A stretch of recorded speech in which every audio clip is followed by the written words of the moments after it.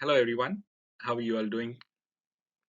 Today I'm recording this video to share with you some insights on the stages of a development. When I say development, I'm primarily referring to conversions, commercial to Resi conversions, or new build development projects. So I could talk on this for a full day or even 2 days for that matter, but I'll try and concise my talk for about 10 minutes. I will cover the breadth of it. If anyone wants me to go in depth, please feel free to reach me on WhatsApp. So going on to the first slide, let me just tell you what are the four stages. The four stages are primarily strategy, from strategy to opportunity, project, and then how do you exit.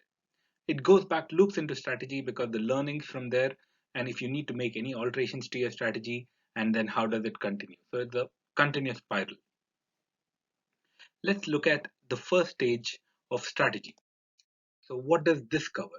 It starts with you as an investor or a developer identifying what are your goals, what do you want to achieve, what value systems do you have, what's your vision and mission, what are you set out for, because this kind of helps you when you need to work with other people or joint venture. You joint venture with someone who have the same value systems, so or you work with people who have similar value systems as you. So this kind of helps you identify what your values are, and when you are looking for similar values with other people, it kind of puts you forward. Moving on to the next, you need to have a business plan.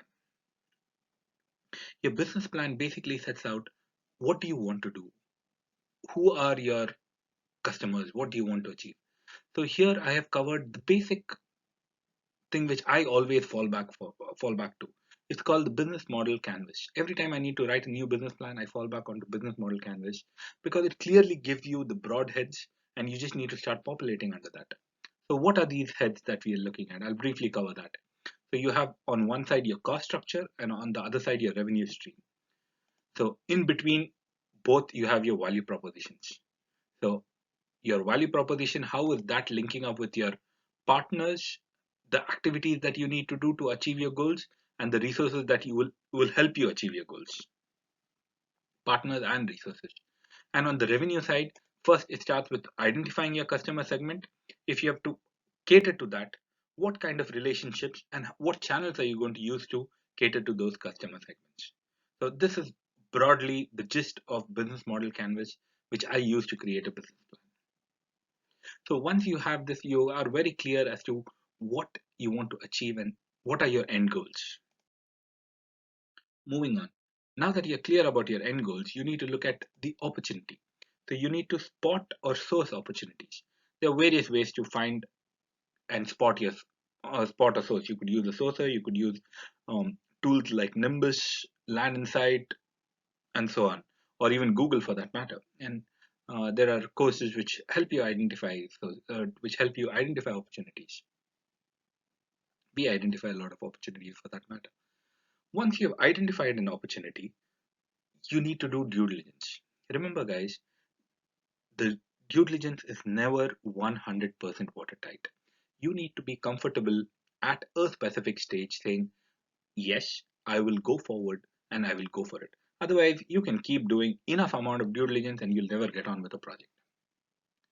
So how do we look at doing due diligence? Primarily, it goes through four stages: possibility. At concept level, is it possible at all, or is it absolutely insane of what we are thinking on this to do with this opportunity? How feasible is it to achieve? What are what are we going to achieve out of this? Uh, like from a planning perspective, from a supply demand perspective, you've seen you analyzed your market as part of your business plan, and you know where who what output you need to give. So you're doing your feasibility.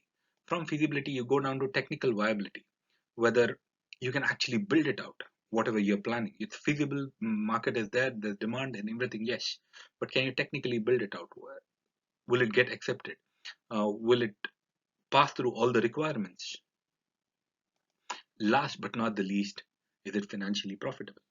You have your profitability indicators as part of your business plan and your strategy, where you've categorized, I will not look at projects below this indicator. It could be profit as a percentage of GDV. It could be return on investment. It could be return on capital employed. There are various indicators. You choose what's best for you. And then once you have done your due diligence and you want to go ahead, it's all about negotiation and securing the opportunity. Remember, guys, I will insist on this phrase win-win. It's only when you create a win for yourself and win for the party whom you're negotiating with, at that stage is where a true relationship will be formed and you will be able to go forward. So I'll just briefly cover what are the ways in which you could negotiate and secure an opportunity. You could outright purchase if the terms they are putting forward is acceptable to you. If they are not acceptable, then you'll look at various other options. What are those? It's overage, it's joint venture, options agreement, vendor finance, delayed completion, or the very famous term right now is lease options. I would not spend time into going into each one of these. We could speak about it later. Uh, but these are the various negotiation strategies that you have, which you can employ to create a win-win. Moving on to next is your actual project. You've secured the opportunity which matches your strategy, but now you need to deliver. That's when you're going to achieve your end goals. So before you even start a project, there are a few things that you need to do. For example, setting up your SPV of how you want to deliver the project. It's best to speak to your accountant, who's your tax advisor, as well as your solicitor to find the best way to set up that SPV, which is for your requirement. Arrange all the money that you would need for the project. You might not have all the money in your bank, but you're arranging for it. When you need it, you will get it. Then there's your power team, your whole power team that's required for you to deliver this project. You will work with them, create you will get their quotations, you'll agree specific terms and conditions, and you have your whole team there with you, backing with you to do your project. Then your legal searches before you purchase that opportunity, and quite important is ensuring all your insurances are in place. The next element is your project execution. So you have your project program, which defines your sequence of activities and what is dependent on the other and which is the critical path. So that will tell you the whole timeline from start to big end. Then you have your contract administration, which will basically ensure all the terms and conditions that you have agreed with your power team are being met and you are on track. And whatever is the mode, if there's any risk, how do you resolve those risks? If there's any conflict, how do you resolve those conflicts? Everything that will be a responsibility of the contract administration.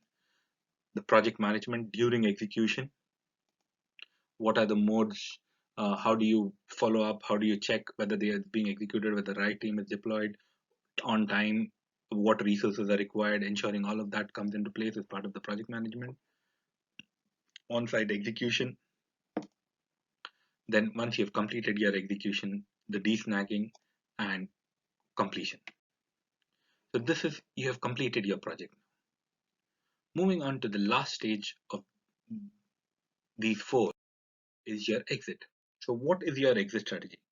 During your initial strategy phase, you would have decided how you want to exit out of the project, whether by selling all the units or whether you want to keep them and rent and refinance, irrespective of what your exit strategy is. At this stage, you're going to reevaluate based on the market conditions. Are you sticking to your original strategy, or are you, because the market has gone bad, or is the environment is changing, do you want to change your strategy to ensure a better exit for you? So whatever that is, you will reevaluate your exit strategy at this stage. So you have your clear exit strategy, and here begins your marketing. Your marketing could actually even begin during your project execution, but that again depends on what is your strategy. So do you have your 7 P's of marketing in place? Do you write it down so you're very clear as to what you're doing? Then once you have sold all the project, you have completed the project, you have got your revenue in full, you need to close your books of accounts. You need to repay all the money that you have borrowed. So you do all of that here. In case you are keeping it for a long-term perspective, that time you're I don't think I'm right person to advise you, but if I was there, I would move all that into a separate company and I would close this SPV. In your situation, it is best you speak to your uh, accountant and tax advisor to what's best for you. Last but not the least in the whole process is capturing all the learnings that you've got, because these learnings will go into the cycle again and help you modify your strategy and tell you what you need to do better to improve and go forward. So, thank you for listening, guys. Hope you found this useful.